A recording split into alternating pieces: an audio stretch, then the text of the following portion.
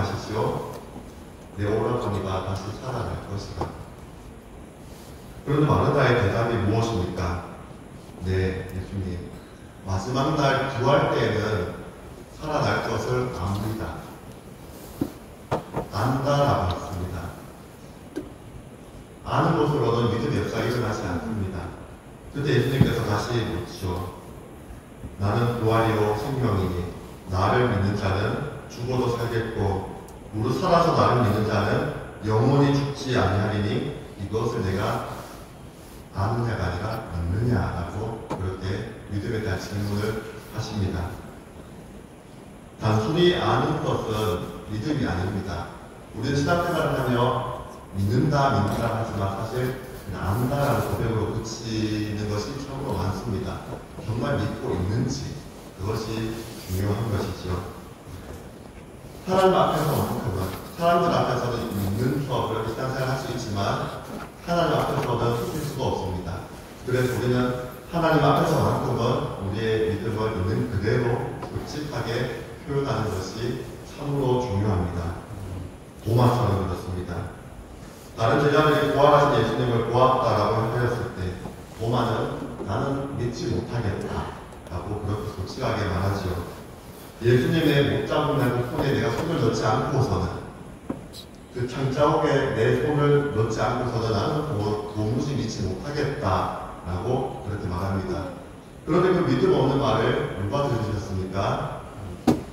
예수님께서 다 듣고 계셨습니다. 예수님께서 다시 제자들이 모인 자리, 그 자리에는 도마도 함께 있었습니다. 도마에게 예수님께서 말씀하시죠. 너 손을 숟가락을 내밀어 내 손에 넣어보렴. 너 손을 내밀어 내 옆구리에 한번 손을 넣어보렴. 그리고 하시는 말씀이 믿음 없는 자가 되지 말고 믿는 자가 되어라 라고 말씀합니다. 그제서야 도마는 아름다운 고백으로 이렇게 나아가죠.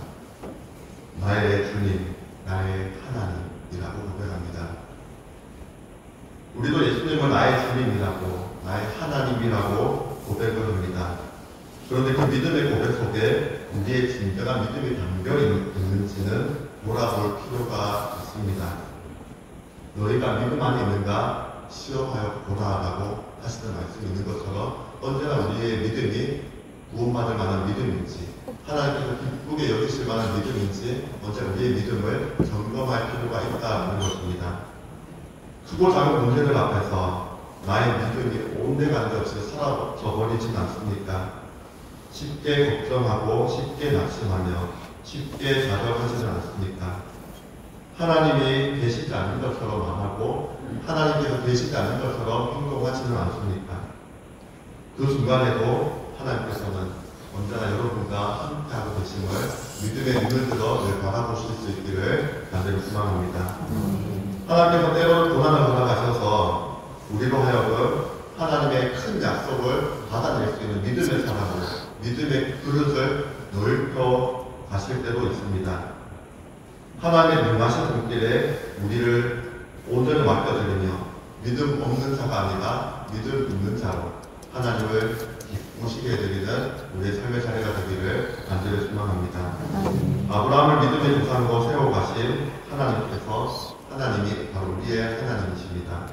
여러분 한 사람 한 사람도 믿음의 사람으로 세워가시는 하나님만을 온전히 신뢰하며 오직 믿음으로 이 한 주간도 주님과 동행하는 복된 한 주간이 되실 수 있기를 주님의 이름으로 기원합니다.